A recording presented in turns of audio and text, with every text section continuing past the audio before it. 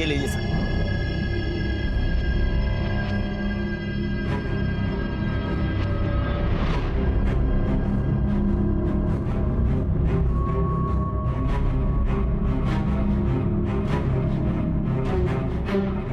Sir आपके वे 7,480। Sir इस बार दिवाली की ये हमारी दुकान की सबसे बड़ी खरीदारी है। और इस बार इतने पटाखे पूरे मोहल्ले को बहरा करने का प्लान है क्या?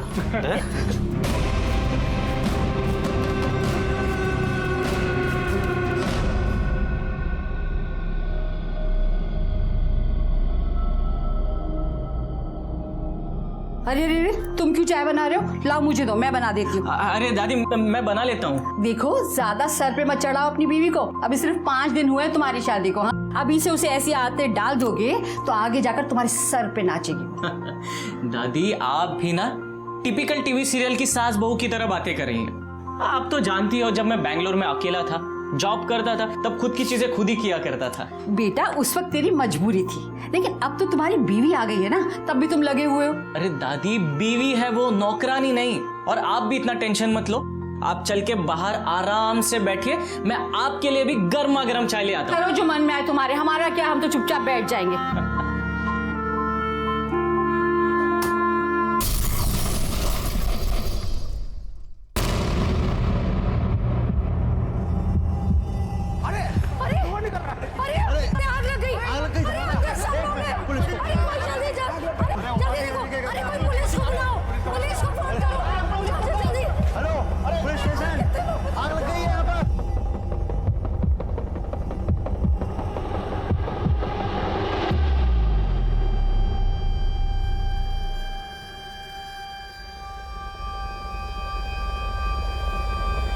अरे ये तो शेखर की दादी है।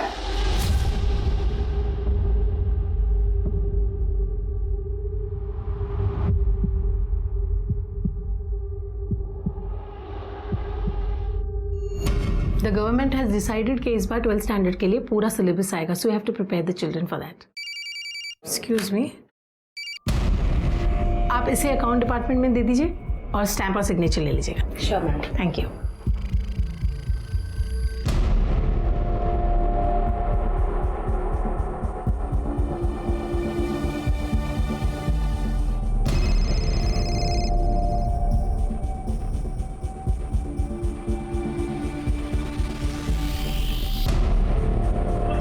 जल्दी। अरे ये फोन के आवाज आ रही कहीं से। ये तो माता जी की बहू है। चल ले। हेलो रिया बेटा। हाँ भाभी जी, अरे आपके घर में ब्लास्ट हुआ है।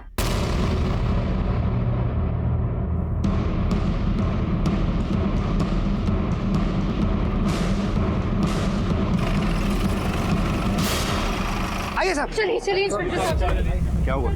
वो तो पता नहीं साहब, बड़ी जोर का धमाका हुआ था, किचन का विंडो तक उड़ गया। हम लोग यहाँ आए तो देखा किचन में से धुआं निकल रहा है, तो लगा शायद सिलेंडर फट गया। और अंदर जाके देखा तो सिलेंडर तो ठीक ठाक है। कौन कौन घायल हुआ? उपाध्याय जी की माँ और उनका बेटा और बहुत बुरी तरह घायल हुए। कहाँ है वो लोग? उपाध्याय जी से बात हुई है, वो लोग सीधा हॉस्पिटल पहुँच गए। इसमें धमाका हुआ?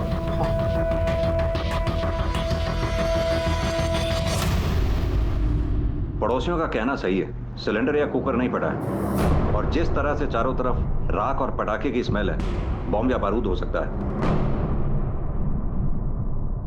प्रसाद सर, फॉरेंसिक वालों को बुलाओ। जी सर।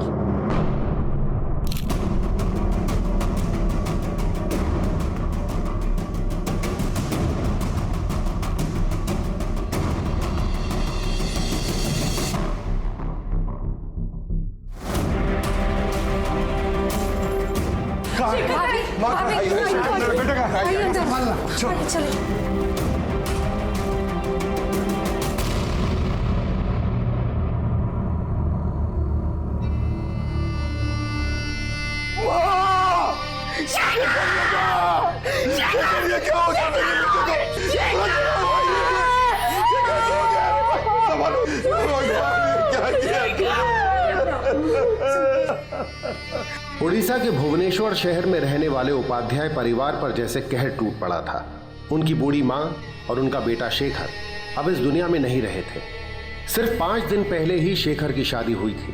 परिवार में अब तक जश्न का माहौल था कि एक धमाके ने उनके जीवन को मातम में डुबो दिया। किसने इनकी खुशियों को इस तरह आग के हवाले कर दिया था? कभी सपने में भी नहीं सोचा था कि मेरे परिवार के साथ ऐसा भी कोई हादसा हो सकता है। माँ जैसी सास और मेरा बेटा तो कभी किसी से ऊंची आवाज में बात तक नहीं करता था, सबसे प्यार से रहता था। ये दोनों हमेशा के लिए हमें छोड़कर चले गए। हंसते खेलते इंसान सफेद चादरों में लिपट गए। और मेरी बहू रिया, उसके तो हाथों की मेहंदी तक नहीं उतरी। शादी के 5 दिन बाद वो विधवा हो गई, उसका सुहाग उजड़ गया। सर, मिस्टर उपाध्याय के फैमिली बैकग्राउंड चेक करने के लिए हमने घर के आसपास जाके पूछताछ की। पता चला कि मिस्टर उपाध्याय एक प्रोफेसर है और अमोदिनी बहुत ही बड़ी और रेप्यूटेड कॉलेज की प्रिंसिपल है। बेटा इंजीनियर था, घर में बुजुर्ग दादी भी थी और बहू तो अभी भी 5 दिन पहले शादी होकर घर आई है। ये उपाध्याय फैमिली काफी शरीफ और पढ़ी लिखी लगती है। सर, फॉरेंसिक एक्सपर्ट ने बताया कि धमाके में गन पाउडर यूज हुआ है, वो बारूद जो दिवाली में पटाखे और आतिशबाजी के लिए इस्तेमाल होता है। जिस तरह का धमाका हुआ उसे देखकर तो यही लगता है कि काफी मात्रा में पटाखे खरीदे गए होंगे। एक बात तो साफ है, ये टेररिस्ट एक्टिविटी नहीं है। फिर इस धमाके की क्या वजह हो सकती है? सुभाष, एक काम करो, आसपास जितने भी पटाखे की दुकानें हैं वहां जाकर पता करो क्या किसी संदिग्ध आदमी ने काफी मात्रा में पटाखे खरीदे थे। सर,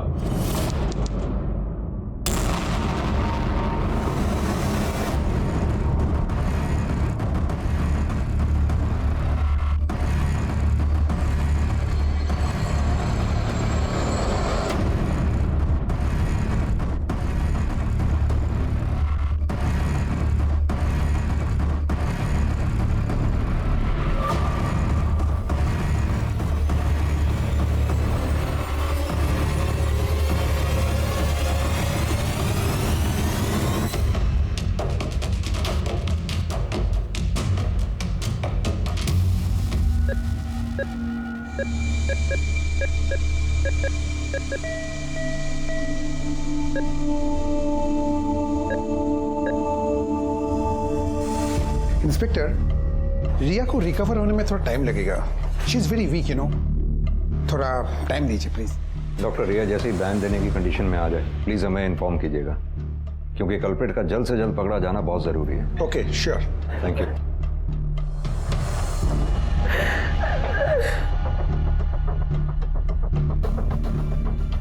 आपके बेटे की या आपकी किसी से कोई दुश्मनी या लड़ाई झगड़ा? नो सर, बोलो हमारे किसी से क्या दुश्मनी हो सकती है सर? मेरा बेटा शेखर किसी के सामने ऊंची आवाज में बात तक नहीं करता था। वो झगड़ा क्या करेगा सर? और आपकी बहू रिया? वो तो अभी 5 दिन पहले शादी करके आई थी, उसकी भला किसी से क्या दुश्मनी हो सकती है? सर, जितना हम जानते हैं उस हिसाब से तो उस बेचारी का किसी के साथ कोई लेना देना तक नहीं है सर। जिस दिन ये हादसा हुआ था उस दिन एग्जैक्टली क्या हुआ था? वही जो रोज होता है। मैं और देवाशीष कॉलेज के लिए निकल रहे थे और देवाशीष जल्दी करो, मुझे काउंसलिंग मीटिंग के लिए देर हो रही है। अरे आ रहा हूँ यार, आ रहा हूँ। क्यों खामखा शोर मचा रही हो? ये टाई ढूंढ रहा था मैं अपनी। पता है प्रिंसिपल के साथ मीटिंग है हमारी। अरे जा रहे हो तुम लोग? लंच तो लेकर जाओ, वरना बाहर का सड़ा हुआ खाना खाओगे और बीमार पड़ जाओगे। Thank you. अरे शेखर, रिया, तुम तो कल आने वाले थे ना, आज अचानक? आपको सरप्राइज देने के लिए जल्दी आ गए। अंदर आ जाए। हाँ। दादी, शेखू मेरा बच्चा, मेरी फिल्मी दादी। कैसा है तू? बस ठीक है, आप कैसे हो? बस ठीक हूँ, देख ले। अरे बड़ा अजीब है ये दोनों। एक हम थे जो शादी के बाद हनीमून करके घर आने को मन नहीं करता था, ये दोनों हैं जो हनीमून खत्म होने से पहले ही घर आ गए। कमाल है ये। और भी ना, लगता है रिया बेटा को मेरा जोक पसंद नहीं आया, है ना? नहीं पापा, ऐसी कोई बात नहीं है। तो फिर मैं अरे आप भी ना, बच्चे अभी अभी आए हैं, सफर से थके हुए होंगे और आपने जोक स्टार्ट कर दिया। चलिए, मुझे देर हो रही है। बच्चों आप लोग रेस्ट करो, हम शाम को मिलेंगे, ठीक है? Bye bye. बाय। आप भी ना। उन दोनों के बीच कोई प्रॉब्लम थी? नहीं, ऐसा कभी लगा तो नहीं। हम रिया को शादी के 1 साल पहले से जानते थे, सब कुछ ठीक था, शादी में भी कोई प्रॉब्लम नहीं हुई। दोनों खुश थे जब हनीमून के लिए गए। जब लौट कर आए तो रिया का मूड कुछ ठीक नहीं था, पर हमने सोचा कि शाम को आके शेखर से बात करेंगे, पर वो शाम को ना।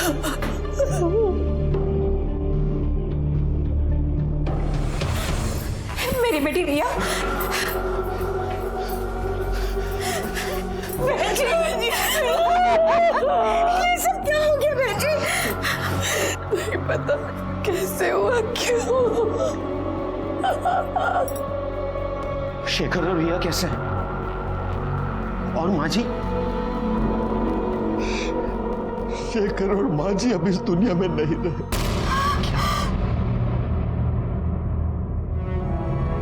और रिया?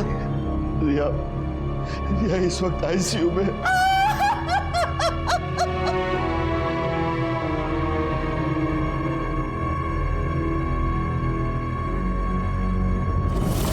रिया गुस्से में क्यों थी?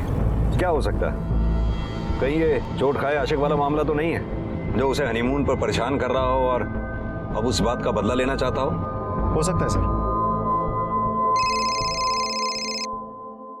सर सुभाष बोल रहा हूँ। सर फॉरेंसिक रिपोर्ट के मुताबिक बॉम्ब एक कार्डबोर्ड बॉक्स में प्लेस किया गया था और उस बॉक्स के एक टुकड़े पर एक कुरियर कंपनी का लेबल लगा है सर जिसने भी ये कुरियर भेजा है इस टुकड़े पर उसका नाम नहीं लिखा है। कुरियर कंपनी कौन सी है और कहाँ से आया था? सर भिलाई से आया है, जिफी कुरियर। पता करो इस कंपनी का लोकल ऑफिस कहाँ है और अपनी एक टीम भिलाई भेजो, शायद वहीं से कातिल का पता चले।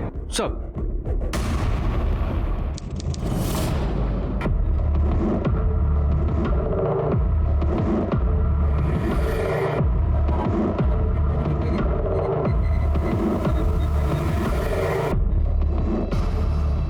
सर, हम लोग रिया के पेरेंट्स हैं।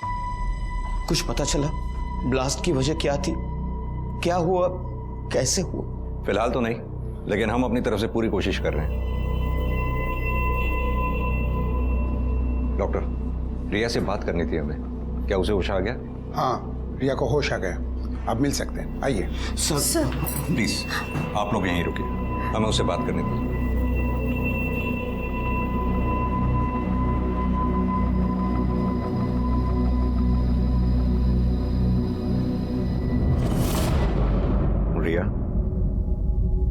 रिया, हम जानते हैं इस वक्त तुम्हारे लिए बात करना बहुत मुश्किल है, लेकिन बात करना बहुत जरूरी है। क्या तुम बता सकती हो उस दिन क्या हुआ था? हम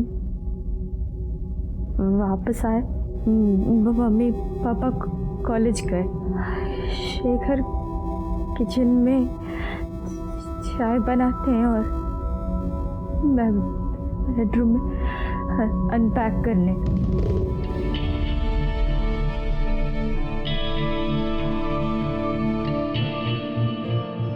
अरे रिया, तुम चाय पियोगी? मुझे नहीं चाहिए। अरे मैं बहुत बढ़िया चाय बनाता हूँ। मैंने कहा ना मुझे नहीं चाहिए। अरे शेखू, देख, जब तू हनीमून पर गया था ना, तेरे लिए गिफ्ट आया था। गिफ्ट मेरे लिए? अरे रिया, हमारी शादी का एक और गिफ्ट आया है, जरा बाहर आओ। किसने भेजा है? अरे भाई आजकल तो अच्छा है, शादी में ना जा पाओ गिफ्ट भेज दो। हमारे जमाने में ये सब नहीं चलता था। दादी, आपके जमाने में गिफ्ट कहाँ हुआ करते थे, बस लिफाफे होते थे। ज्यादा बातें मत बना, खोल खोल देख इसमें क्या है, देख। अरे खोल ना ये।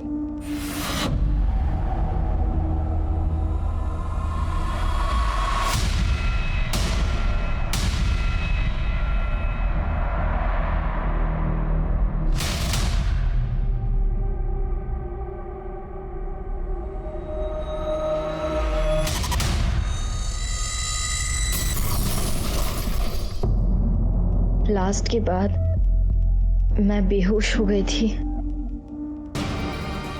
थोड़ी देर में मुझे होश आया।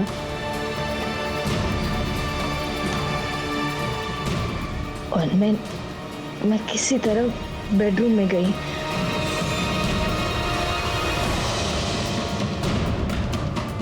और और मैंने मम्मी को फ़ोन लगाया।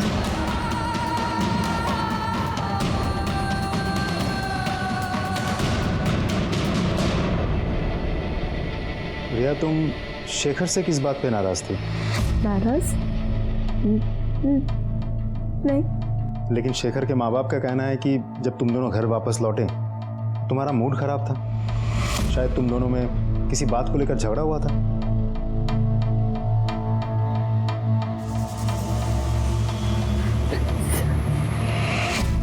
इंस्पेक्टर प्लीज बाद में बात कीजिए। मैं ठीक हूँ। हनीमून से जल्दी नहीं आना चाहती थी। मैं जानती थी कि घर आने पे कोई प्राइवेसी नहीं मिलेगी। अगले हफ्ते शेखर बैंगलोर चले जाएंगे। 1 महीना सब सेटअप करेंगे और फिर मैं वहाँ जाऊंगी। मैंने उनको बहुत समझाने की कोशिश की पर घर वालों की याद आने लग गई। उन्होंने डिसाइड किया कि 1 दिन पहले सरप्राइज देने आएंगे। मैं वापस नहीं आना चाहती थी। आते वक्त हमारा बहुत झगड़ा हुआ और मैं उनसे बात नहीं कर रही थी। क्या शेखर ने तुम्हें कभी बताया उसे किसी ने कोई धमकी दी हो या किसी से उसका कोई लड़ाई झगड़ा हुआ हो, कोई दुश्मनी? नहीं। सब 1 साल पहले सगाई के 1 हफ्ते बाद जब मैं शेखर से फोन पे बात कर रही थी तब। रिया, पता है तुमको मेरा मन क्या कर रहा है? मेरा मन कर रहा है कि मैं आंखें बंद कर लूं और जब आंखें खोलूं तो मेरी आंखों के सामने तुम ही हो। बैडली मिसिंग यू यार। तो फिर आ जाओ ना। अगर अभी निकलोगे बैंगलोर से तो कल सुबह तक पहुंच भी जाओगे और फिर हम दोनों एक रोमांटिक डिनर पे चलेंगे। सच्ची? एक सेकेंड रिया, 1 सेकेंड। रिया, सेकेंड लाइन पे ना एक कॉल आ रही है, प्लीज प्लीज होल्ड ऑन करो। हाँ, हेलो,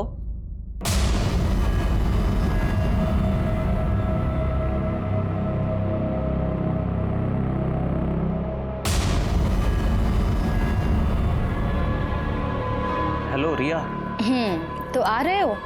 डिनर की सारी तैयारी करके रखूंगी। सुनो ना, सेकंड लाइन पे जो अभी कॉल आई थी वो एक लड़के की थी। वो मुझे बोल रहा था कि अगर मैं तुमसे शादी करूंगा तो वो मुझे मार डालेगा। क्या तुम बता सकती हो कौन था वो लड़का? इंस्पेक्टर, पेशेंट की तबीयत बिगड़ रही है, इन्हें रेस्ट की जरूरत है। आप प्लीज प्लीज बाहर आइए।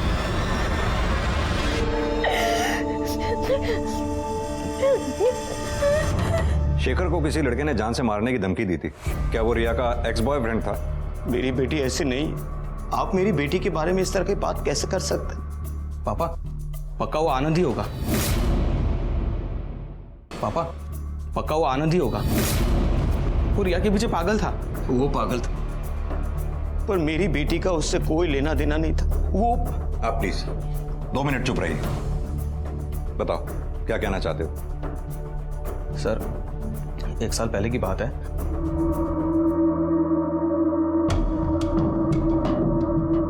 हाय रिया।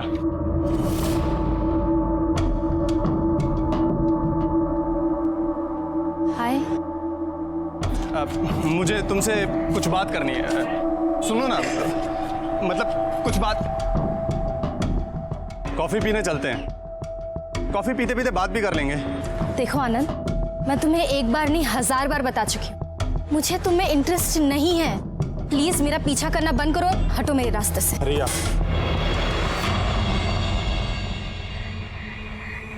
मैं तुम्हारे बिना जी नहीं सकता। प्लीज हाँ कर दो, वरना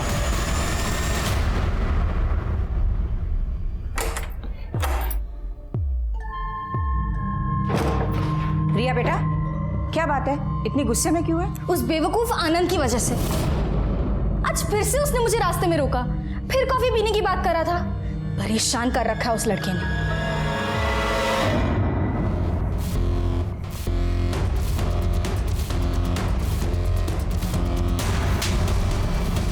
रोड पे लड़की कॉफी पिलाने का बहुत शौक है ना तेरे को?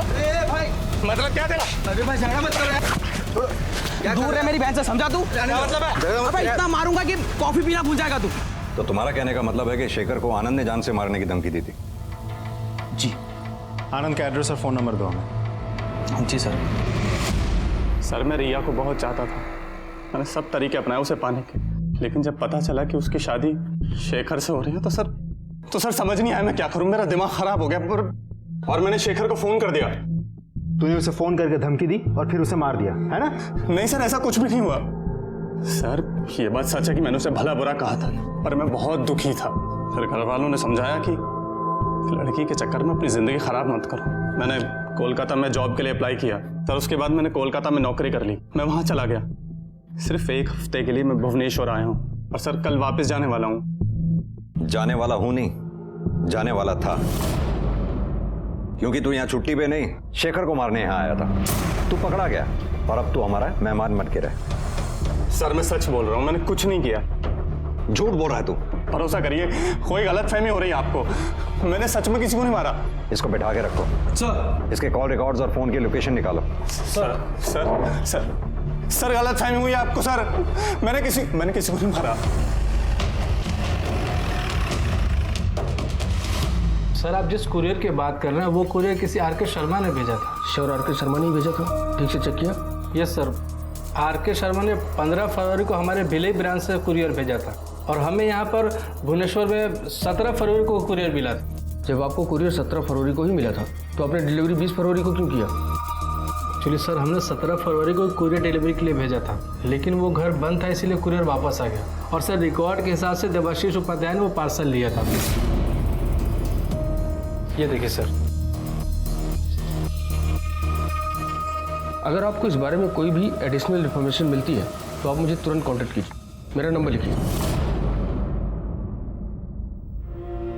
कब तक रिया से हम इस बात को छुपाएंगे? जब भी उसे मिलने अंदर जाती हूँ बस एक ही सवाल, शेखर कैसा है, दादी कैसी है? अब तो उसे मिलने से मुझे डर लगने लगा है। छुपाना पड़ेगा बहन जी। ये बात सुनकर रिया की हालत और खराब हो जाएगी।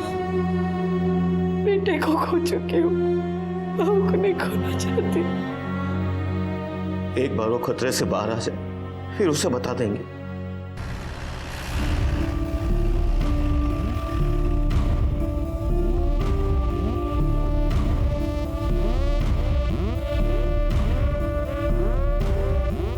प्रिंसिपल मैम तो बहुत अच्छी हैं, उनकी किसी से दुश्मनी हो ही नहीं सकती।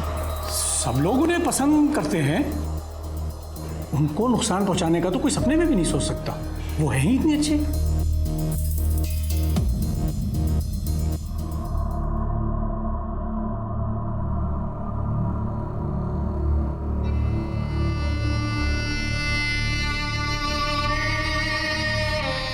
तुम लेटी रहो।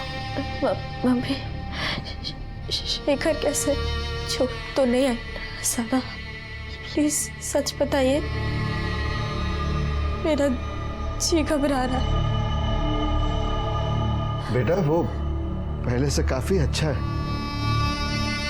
यही साथ वाले आईसीयू में है। दादी वो भी ठीक है। मुझे शेखर से मिल, प्लीज मुझे शेखर से मिलने ले जाइए। बेटा ऐसे कैसे? पहले आप खुद ठीक हो जाओ फिर ले जाएंगे।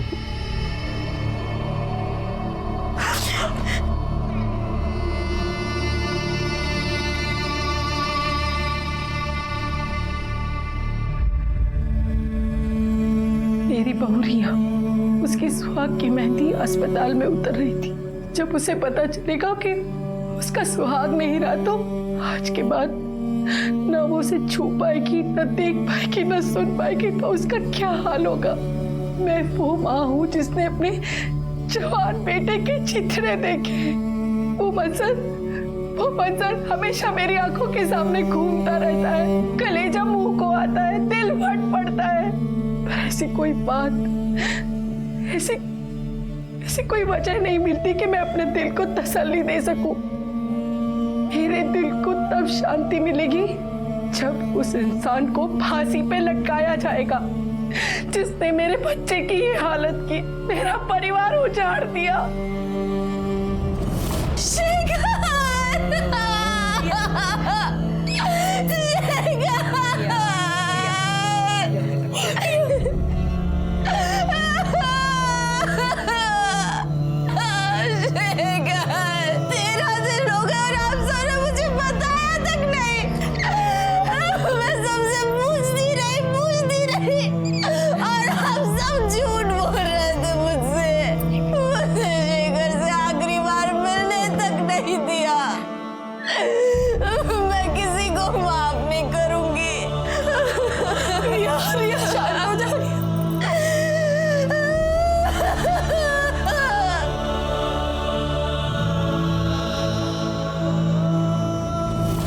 सर मैंने अमोदिनी के कॉलेज में जाकर भी पूछताछ की, वह बाकी सब कुछ तो ठीक था, लेकिन एक पियोन था, बड़ा अजीब बिहेव कर रहा था। उसको देख के मुझे लग रहा था कि वो कुछ कहना चाहता है लेकिन शायद किसी से डर रहा है। इसका मतलब वो पियोन कुछ जानता है। एक काम करता हूँ, कल मैं इस पियोन से एक बार मिल लेता हूँ। सर न्यूज़ देखिए। लगाओ। ये उस नवविवाहिता का दर्द, उसकी चीखें हैं जिसको आज तक पता ही नहीं था कि उसका पति मर चुका है। बॉम्ब ब्लास्ट में उसके चिथड़े उड़ गए थे। इसकी चीखें सुनकर भगवान को भी रोना आ सकता है। तो क्या पुलिस को इसकी हालत दिखाई नहीं देती? इसका दर्द से भरा और इंसाफ की गुहार लगाता चेहरा दिखता है। तो पुलिस की भूमिका पर इसके परिवार का क्या कहना? आइए बात करते हैं। सर आपको क्या लगता है, पुलिस और प्रशासन कुछ नहीं कर रहा है? अब हम क्या बताएं? जब भी सवाल करते बस एक ही जवाब मिलता है, जांच पड़ताल चालू है, जांच पड़ताल चालू है। वो शायद अपराधी को ढूंढना ही नहीं चाहते, बस वो तो बस जांच से संतुष्ट है। कल को पता चला कि ये टेररिस्ट अटैक था, तो हमको पता चला कि ये पुलिस अपराधी के साथ मिली हुई है, तो हमें न्याय कौन दिलाएगा? कहां जाएंगे हम? किसका द्वार खटखटाएंगे?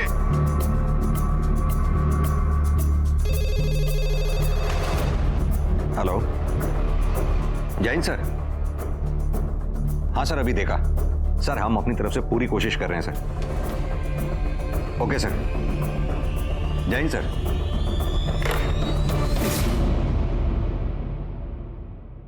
सर रिया के बैकग्राउंड चेक करके पता चला कि रिया के माँ बाप ने उसे गोद लिया था। वो उनकी सगी बेटी नहीं है। वरुण के बाद बिजू को बेटी चाहिए थी। जब उसके छोटे भाई के घर तीसरी बेटी पैदा हुई तो बिजू ने उसे गोद ले लिया था। वही रिया है। पता करो इस वरुण को रिया से क्या प्रॉब्लम हो सकती है। तब तक मैं कॉलेज में पियोन से मिलके आता हूँ।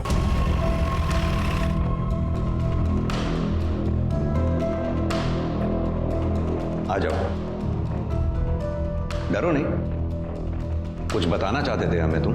यहाँ कोई है भी नहीं। जो भी कुछ कहना चाहते हो साफ साफ कहो। साहब, प्रोफेसर सुनील पांडा प्रिंसिपल मैडम को पसंद नहीं करते। क्यों? क्योंकि उनको ऐसा लगता है कि प्रिंसिपल मैडम ने उनकी तरक्की छीन ली है। Good morning everyone. Good morning.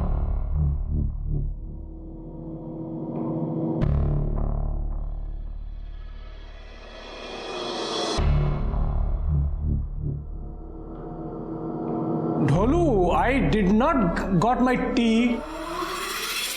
गलती हो गई सर, अभी देता हूं।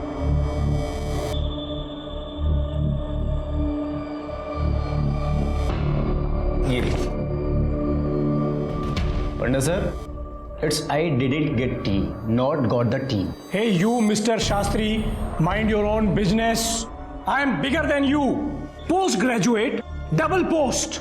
आई नो लोकल लैंग्वेज। मैं अपनी मातृभाषा जानता हूं। मैं अपनी मातृभाषा में लेटर लिख सकता हूं। इस बात का गर्व है मुझे। आप लिख सकते हैं क्या? Shameful, poor guy.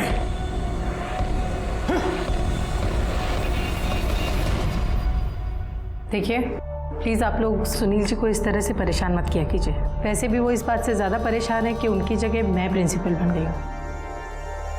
So please. आप कॉलेज के ट्रस्टी हैं, मुझे लगा था कि आप मुझे सपोर्ट करेंगे, लेकिन नहीं, आपके होते हुए मेरी प्रिंसिपल की सीट उस आमोदिनी को मिल गई। नहीं, एक सेकंड, आपका मतलब क्या है? आपका मतलब क्या है कि वो मुझसे बेटर है, मुझसे सीनियर है? आप कहना क्या चाहते हैं? I am better talented, my English okay, I show you. मैं भी देखता हूं ये आमोदिनी कितने दिन मेरी सीट पे बैठती है।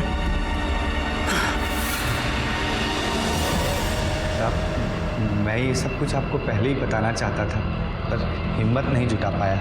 लेकिन जो हिम्मत अब तुमने दिखाई है उसके लिए शुक्रिया। तुम जा सकते हो। सर, पियून ने जो बयान दिया है उसके मुताबिक हम लोग सुनील पांडा को उठा सकते हैं ना? नहीं, पियून के स्टेटमेंट पे हम सुनील पांडा को नहीं उठा सकते। उसके लिए हमें पुख्ता सबूत चाहिए होंगे। एक काम करो सर, ये सुनील पांडा पे नजर रखो, पता करो इसका भिलाई से कोई कनेक्शन है या नहीं। अगर ये कल्प्रिट है तो कोई ना कोई गलती जरूर करेगा। Okay sir. सर ऑफकोर्स मुझे पता है कि रिया एडॉप्टेड चाइल्ड है, और सर रिया और मुझ में कोई डिफरेंस भी नहीं है। तुम्हें रिया से कभी कोई प्रॉब्लम नहीं थी? तुम्हें कभी भी ऐसा नहीं लगा कि रिया के आने से तुम्हारी हर चीज़ बढ़ जाएगी? नहीं सर, रिया मेरे लिए सगी बहन से भी बढ़कर है। सर मुझ में और रिया में कुछ प्रॉब्लम हो जाए ये तो मैं सपने में भी नहीं सोच सकता। ठीक है, जिस नंबर से कॉल आया था वो नंबर मुझे भेजो। जी sir. Okay, thank you. Sir, courier office से फोन था, उसने बताया कि उस पार्सल की डिलीवरी को लेकर किसी ने फोन किया था और एग्जीक्यूटिव से काफी बहस भी की थी। और हाँ सर, उस पार्सल को किसी ने ट्रैक भी किया था। पता करो वो कॉल किस नंबर से आया था। उस कंप्यूटर का आईपी एड्रेस भी चेक करो जिससे उसने कुरियर को ट्रैक किया था। Okay sir. सर, ब्लास्ट की फॉरेंसिक रिपोर्ट। सर, ये बात तो कंफर्म है कि कुरियर बॉक्स में ही बॉम्ब भेजा गया था। उस बॉक्स में वही मटेरियल था जो अक्सर पटाखे बनाने में इस्तेमाल किया जाता है। उस बॉक्स में एक बैटरी और एक स्विच अटैच किया गया था जिससे बॉक्स खुलते ट्रिगर हुआ और ब्लास्ट हो गया। और हाँ सर, एक और बात, रिया में सिर्फ आनंद ही नहीं बल्कि उसके कॉलेज का एक और लड़का समीर भौमिक भी इंटरेस्टेड था, जिसके खिलाफ रिया के फैमिली ने 5 साल पहले कंप्लेन लिखवाई थी। उठा लाओ उस आशिक को। ये सच है सर, मैं रिया को बहुत पसंद करता था, लेकिन मैंने कभी उसके बारे में गलत नहीं सोचा सर। अब आपने कंप्लेंट की तो मेरा बहुत मजाक बना था सर। फिर तभी से मैंने कसम खाई कि उससे कभी जिंदगी में बात नहीं करूंगा। फिर वो अपने रास्ते और मैं अपने रास्ते चला गया। और फिर घूम फिर के वापस तू उसी के रास्ते में आ गया, क्योंकि तुझे उस पुरानी बेइज्जती का बदला जो लेना था। सही बोल रहा हूँ ना मैं? 23 फरवरी को कहाँ था तू? सर 19 फैब से लेकर 25 फैब तक मैं मुंबई में ही था सर। मेरे दोस्त की शादी थी सर पूरे वीक में वहीं पर था सर। आप चाहे तो शादी की वीडियोस और फोटोज देख सकते हो सर। चल माना कि तू सच बोल रहा है, अब ये बता कि बॉम्ब 17 तारीख को भिलाई से कोरियर किया गया था, उस वक्त कहाँ था तू? सर उस दिन मैं दोस्तों के साथ शॉपिंग कर रहा था। मुंबई जाने को लेकर मैं बहुत एक्साइटेड था सर। आई स्वेयर सर, मैं झूठ नहीं बोल रहा हूँ सर। झूठ क्या है सच क्या है वो तो हम पता लगा ही लेंगे, लेकिन जब तक सच साबित नहीं हो जाता तू हमारा मेहमान बनकर ही रहेगा। नहीं सर। प्रसाद, ये रिया के माँ बाप का बैकग्राउंड चेक करो। हो सकता है रिया के माँ बाप की दुश्मनी किसी ने रिया से ही निकाली हो। जी सर।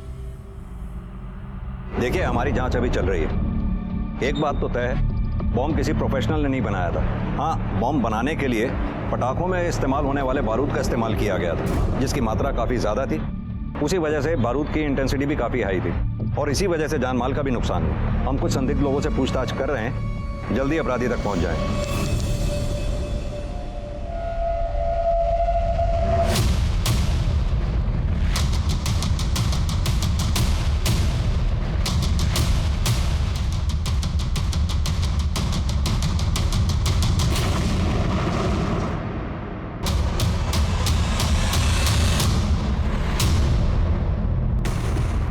यस सर, ये हमारे सेंटर का ही रिसीट है।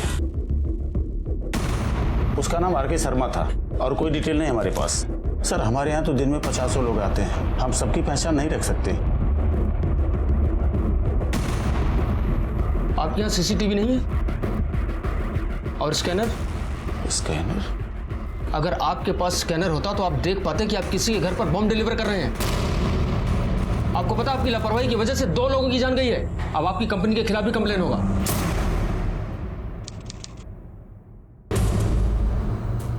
इंसान और हैवान के बीच में सिर्फ एक फर्क होता है और वो है सोच का।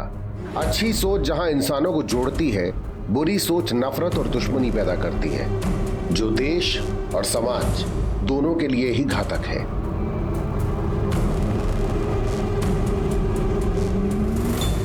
सर, हमने उपाध्याय फैमिली के दोस्त और रिश्तेदारों से जाकर भी पूछताछ की, लेकिन हमें ऐसा कुछ भी नहीं मिला जिससे यह साबित हो सके कि इस बॉम्ब ब्लास्ट में उन लोगों में से किसी का हाथ हो सकता है।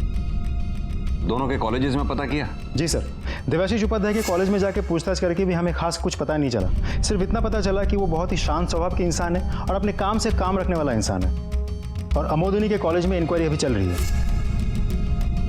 सर समीर सच बोल रहा है। 19 से 25 तारीख तक वो मुंबई में ही था और उसकी मोबाइल लोकेशन के मुताबिक वो 17 तारीख को भिलाई नहीं गया और उसकी कॉल रिकॉर्ड्स में सर कोई संदिग्ध नंबर भी नहीं मिला है। ठीक है, छोड़ दो उसे। सर वो आईपी एड्रेस एक साइबर कैफे का है, मैंने चेक किया, उसका नाम नंबर फेक है। कोई आईडी तो दी होगी उसने वहाँ? वो आईडी भी फेक है सर। सुभाष, इतना तो तय है कि ये आदमी जो भी है इसी शहर का, लेकिन है बहुत शातिर।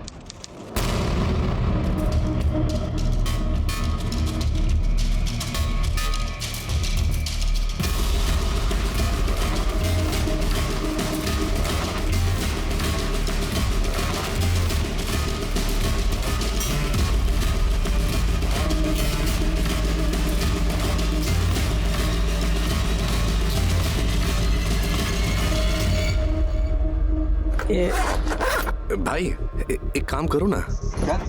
ये जो पार्सल है ना, वो सामने कुरियर कंपनी में दे आओ। अब मुझे थोड़ा सा काम है, मैं तुम्हें यहीं मिलूंगा। नहीं साहब, ये सब काम मुझे नहीं आते। अरे भाई, इसमें मुश्किल क्या है? पकड़ो, ये पकड़ो ना, ये पकड़ो।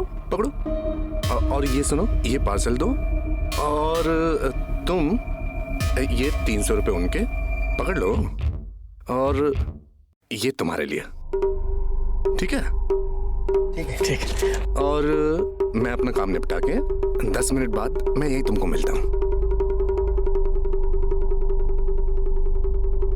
600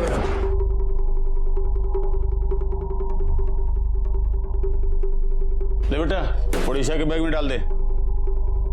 250 रुपए।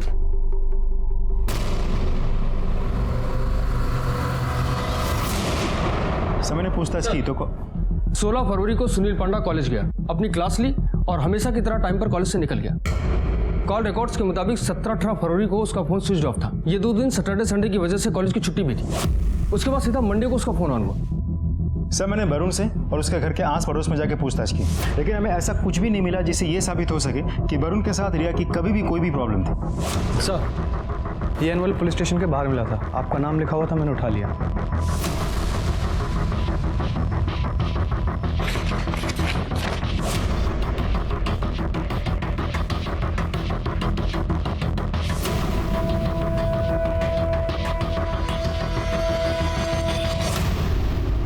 क्या हुआ सर?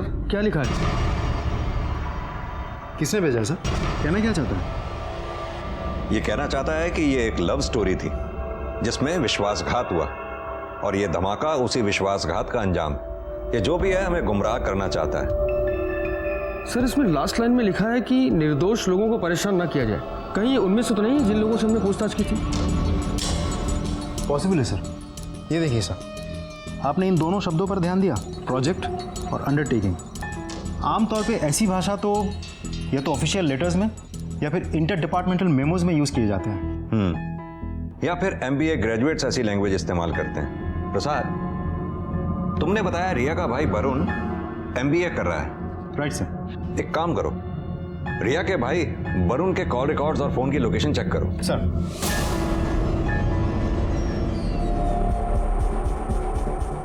सर, एक कमाल की इन्फॉर्मेशन हाथ लेके। इस केस में एक नहीं बल्कि 2 MBA है। दूसरे ने तो डिस्टेंस लर्निंग इंस्टीट्यूट से मैनेजमेंट में डिप्लोमा किया है। दूसरा कौन है? सर, सुनील पांडा, अमोदिनी के कॉलेज के सीनियर प्रोफेसर।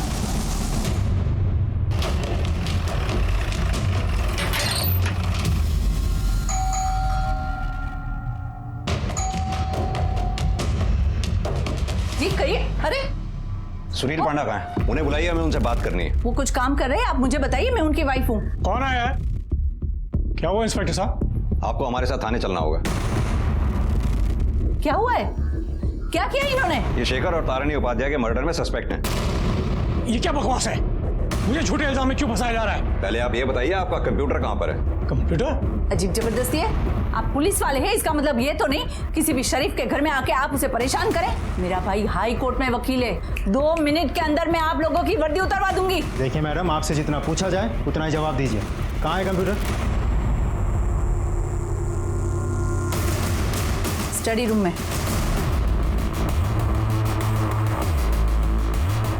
प्रसाद, सुभाष,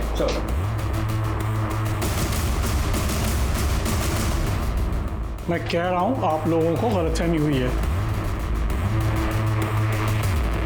मिल गया सब कुछ?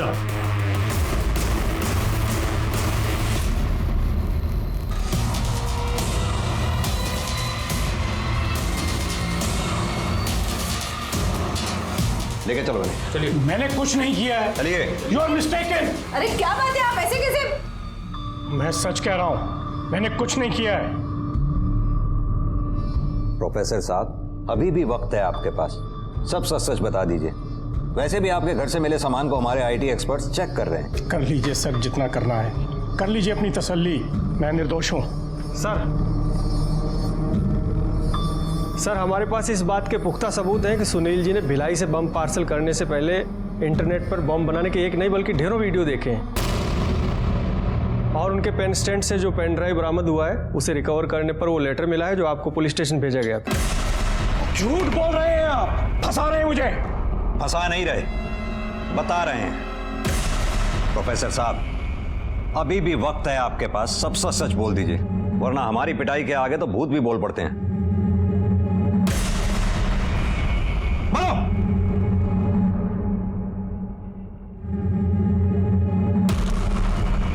हाँ, मैंने ही वो बॉम्ब बनाया है।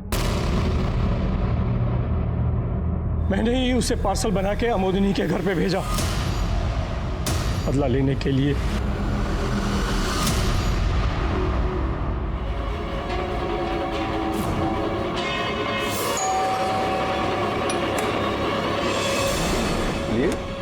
किसका कुरियर है भाई? ओह, शेखर का। माँ, कुरियर आया है शेखर के लिए, जब आए तो दे देना। मैं अमोदिनी के पूरे परिवार को मार देना चाहता था। मैं अमोदिनी को मार देना चाहता था। उसने मेरी प्रिंसिपल की पोस्ट मुझसे छीन ली, जिसपे सिर्फ और सिर्फ मेरा हक था। सिर्फ मेरा हक, सिर्फ मेरा हक। प्रसाद सर, प्रोफेसर साहब के खिलाफ चार्जशीट दायर करो।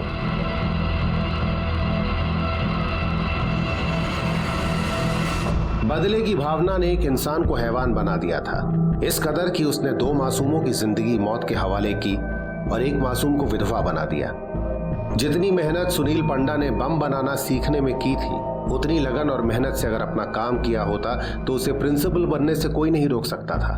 पर खुद के बेहतर होने की गलतफहमी और ईर्ष्या ने उसे अपराधी बना दिया, और उसने खुद को सांत्वना देने के लिए जुर्म का रास्ता अपनाया, जिसमें एक परिवार तबाह हो गया। मैंने ये मुकाम अपनी मेहनत से पाया था, लेकिन आज इस मुकाम से मुझे नफरत हो रही है, क्योंकि इसने मेरा परिवार उजाड़ दिया। अगर मुझे जरा सा भी अंदाजा होता प्रिंसिपल की कुर्सी के लिए सुनील इतना आहत है, तो मैं ये कुर्सी छोड़ देती। अरे कुर्सी क्या, मैं नौकरी छोड़ देती। मेरे बेटे, मेरी सास की जिंदगी, मेरे बहू के भविष्य से बढ़कर मेरे लिए कुछ नहीं था इस संसार में। मेरा संसार उजड़ गया।